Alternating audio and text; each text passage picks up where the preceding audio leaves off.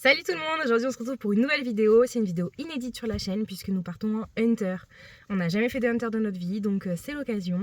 On part à Bonne-du-Forest, donc c'est à peu près 1h15 de nos écuries. On est engagé en club 2 et en club 1. On verra bien si on arrive à faire les imposés, si on arrive à monter 2 tours propres dans le calme, le relâchement et tout ça, parce qu'on a travaillé depuis des semaines exprès. Voilà, on verra si ça paye. La hauteur c'est 75 ou... non 70-80 je crois, ou 75-80. Oui, enfin bref, c'est pas très haut, c'est justement le but de pouvoir bien s'appliquer sur les exercices parce qu'on aura déjà assez de taf pour ça, pour se mettre en plus la pression pour la hauteur. On verra bien. Si cette vidéo vous plaît, surtout n'hésitez pas à vous abonner, laisser un petit like ou un petit commentaire. Et puis voilà, je vous emmène avec.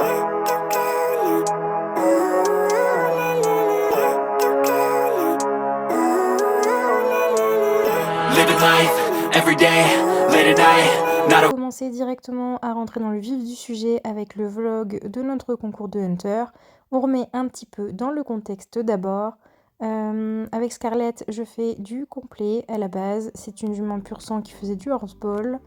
Donc bon, disons que la régularité, la cadence, le calme et tout ça, prendre le temps de faire les choses, c'est pas sa plus grande qualité pour le moment, même si on y travaille. Et c'est pas ma plus grande qualité non plus, c'est-à-dire que l'obstacle, j'aime bien m'en débarrasser, donc plus vite ça va, enfin plus vite c'est terminé quoi. Donc il faut qu'on prenne sur nous toutes les deux. On n'est pas allé à ce concours de hunter totalement comme des touristes. On a travaillé tout l'hiver à l'avoir relâché, décontracté, et moi aussi, à ce qu'on soit toutes les deux plus posées dans notre tête et qu'on prenne le temps de faire les choses. Ce qui nous pose problème en général et qui fait qu'on a terminé notre saison avant la trêve hivernale un petit peu chaotiquement. Voilà, donc on a fait des exercices qui mine de rien étaient dans le concours de hunter du jour, donc c'était plutôt pas mal. Et ce qui a pêché à notre entraînement, à savoir les sauts de puce au trot, a pêché au concours. On n'arrive pas à sauter ça au trot. Scarlett ne comprend pas le principe. Déjà là, vous voyez, elle me prend la main pour galoper parce que pour elle, c'est plus facile. Mais c'est rien, c'est pas grave, on va travailler, on va apprendre ensemble et puis voilà, on va évoluer petit à petit parce que c'est quand même ça qui est intéressant aussi dans les chevaux. Donc voilà, on va pouvoir passer au vlog cette fois-ci. Coucou ma bisette. Comment tu vas? Tout va bien? Oui.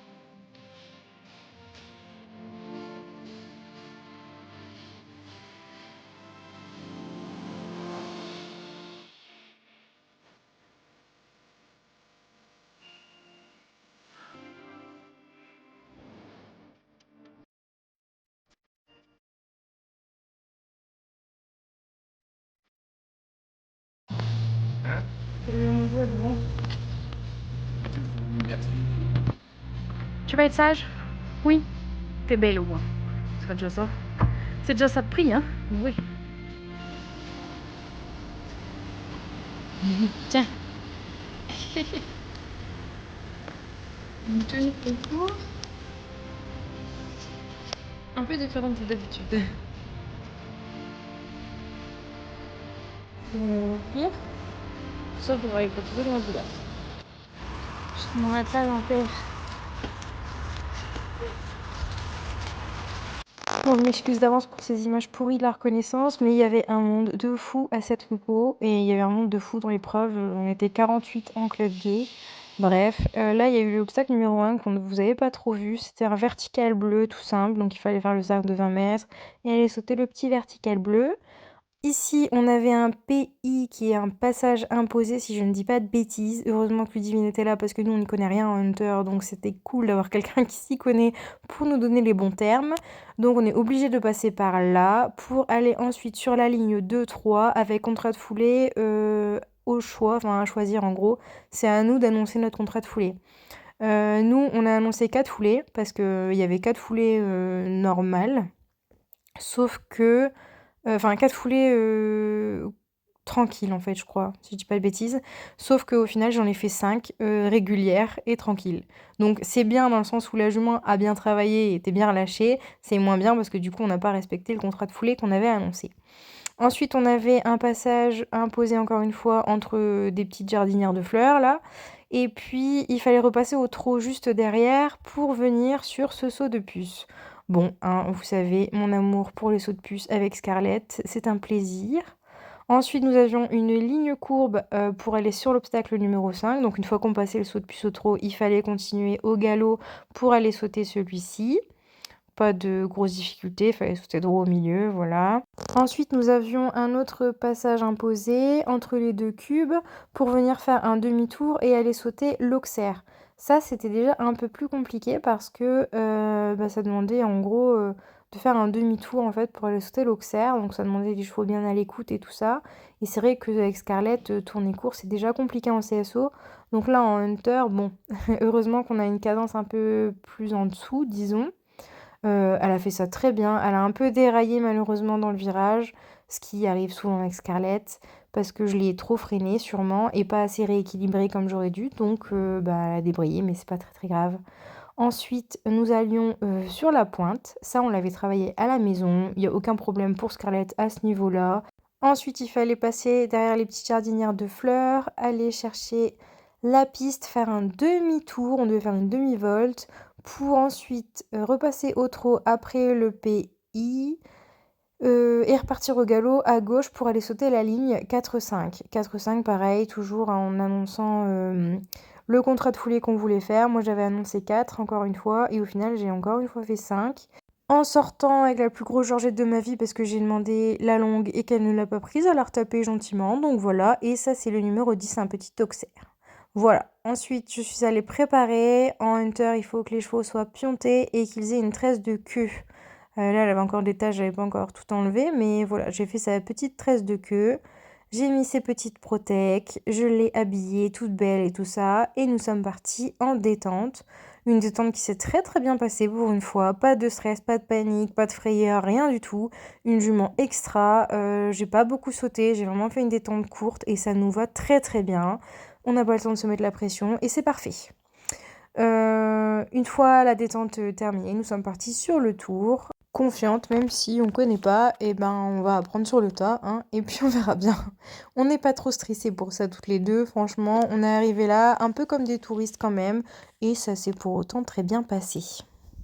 C'est parti pour vous commenter le tour de la Club 2. Alors déjà, voilà, je suis arrivée, voilà comment trotter Scarlett. Et elle s'est dit chouette, chouette, chouette, du CSO, on recommence, c'est trop bien. Sauf que bah non, en fait, bichette, le CSO et l'Hunter, c'est un petit peu différent quand même. Donc là, déjà, j'ai commencé par faire mon cercle de 20 mètres. On voit qu'elle est relativement sage. Elle rentre dans l'axe, elle essaie de se fuir un peu vers l'avant pour aller sauter son 1 un peu dans le galop. Je la retiens trop fort, trop brusque dans mes mains sûrement. Du coup, il y a 2 petites défenses là au niveau de sa tête. Elle me dit mais lâche-moi en fait, je veux aller galoper. Là, on voit que je rentre très tranquille dans ma ligne et je sors très tranquille de ma ligne en 5 foulées au lieu de 4. Du coup, elle se défend et je rentre dans mon petit saut de puce. Comme toujours, elle ne comprend pas le principe. Elle donne quand même le meilleur d'elle-même pour aller de l'autre côté, hein. Franchement, on peut pas lui enlever sa volonté. Elle est vraiment très gentille comme jument. Mais voilà, elle comprend pas, donc elle strike l'entrée et puis elle fait une espèce de micro-foulée au milieu. Là, on voit qu'elle débraye dans le virage, donc ce qui nous vaut une micro-foulée de trop devant l'obstacle, ce qui n'est pas très très terrible. Ici, au final, c'est pas si mal que ça. Là, je galère à la repasser au trot. En fait, j'ai beaucoup de mal à la canaliser et à la faire repasser au trot. Là, elle m'a fait un très très beau changement de pied en l'air, puis retour, puis en l'air. Je devais ensuite passer au trot derrière les petites fleurs et puis reprendre le galop à gauche pour aller sauter ma ligne en 4 foulées que je fais en 5. Sauf que voilà, en fait voilà, moi j'ai vu que c'était un peu long, je l'ai poussé sur la longue, sauf que comme elle est à l'écoute et sage, elle a pas voulu, donc elle a retapé. Donc je prends une petite Georgette, tant pis pour ma poire, c'est de ma faute, j'aurais dû aller en 5 et tant pis. Je finis quand même par le 10 en le sautant dans le calme et par mon cercle de fin qui est un peu folklorique parce que elle en avait marre d'être sage, tout simplement. Malgré tout, on termine ce premier tour de Hunter de toute notre vie à 72%, qui est pas énorme, mais qui est pas si catastrophique que ça, et on termine 25 sur 48. C'est parti pour la reco de la club 1. Le 1 était un auxerre, ensuite suivi d'un petit pays, comme tout à l'heure, c'était le même, pour après aller sur un petit vertical avec soubassement. Comme d'habitude, Scarlett, les soubassements, elle en a rien à faire. Rien à carrer. Le plus dur avec Scarlett, c'est de gérer son galop. En soi, les obstacles à sauter, elle s'en branle un peu comme de l'an 40, surtout sur ces hauteurs. Là, c'était pas encore aux bonnes côtes, mais il y avait 80 quoi. Donc 80, c'est un peu une hauteur qui maintenant elle maîtrise. C'est plus trop pénible pour nous. La ligne 3-4, c'est la même que tout à l'heure. Et donc, pareil, c'était 4 ou 5 foulées. Moi, j'ai choisi de faire 5 cette fois-ci. Je ne me suis pas fait avoir. Je me suis dit, au pire, si elle a trop de galop, eh bien, je la reconstruirai. Parce que je veux pas la lancer sur des longues. Ça n'a aucun intérêt. Là, je veux vraiment la travailler dans ce sens-là. Ici, nous avions 2 cubes à passer. Mais c'était pas obligatoire. En fait, on pouvait très bien passer sur la piste. C'était pas un PI. Le tout, c'était de caler une transition trop pas et repartir au galop sur le pied gauche. J'ai pas très bien réussi, vous allez voir que c'était pas terrible, mais bon.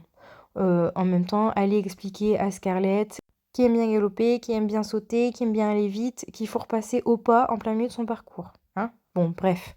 Ensuite, le 5, il fallait le sauter de biais, donc passer derrière les petits sapins, là. Et ensuite faire une ligne brisée pour aller sauter le 6, donc se remettre bien droit au milieu, ce que j'ai réussi à faire, je suis vraiment contente. Le seul problème, c'est qu'elle était désunie entre les deux. Bon, voilà.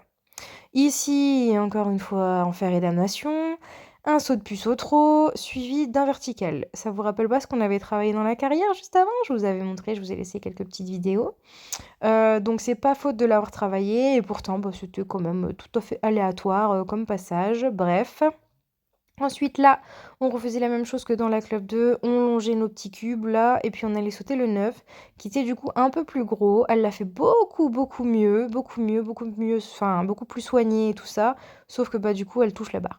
Mais en soi, franchement c'est 3 fois rien, c'est vraiment pas grave. Je ne me suis pas agitée, je me suis pas secouée dans tous les sens, elle a pas changé de pied, elle était pas désunie, je suis très contente. On terminait donc la journée sur la club 1. Là, malheureusement, il n'y avait pas l'effet de surprise. Donc Scarlett savait très bien où elle était, savait très bien ce qu'elle allait devoir faire. Et du coup, elle était un petit peu plus dans le sang, on va dire. Voilà, plus dans le sang. Je prends mon premier cercle au galop. Elle fait ça très bien, régulier, tout ça. Franchement, cool. Kevin m'avait dit de la laisser un peu plus galoper pour pouvoir mieux sauter, mais en fait au final là on voit que sur le 1 elle se dépêche un petit peu. Là je fais très bien mon passage imposé, je vais dans le calme sauter le 2, elle retape un petit pied, mais en vrai c'est pas le plus important là, le but c'était vraiment de la faire aller tranquillement. Et donc ça, pour ça, c'est plutôt pas mal. La maligne, pareil, j'ai essayé de bien la construire, parce que je voulais vraiment sortir en 5 régulières et pas faire 3 grandes, 3 petites, machin. Là, on voit que ma transition au trot est un gros fail. Elle veut pas, clairement. Elle se braque, elle se défend. Au pas, elle marche pas, elle trottine. Et ensuite, on continue. Ça va, ça, elle gère. En fait, dès que je lui demande d'avancer pour aller sauter, tout va bien, ça va. Mais les transitions, c'est pas encore acquis. Clairement, là, c'est pareil, j'ai une transition. Je la prépare, elle se débat.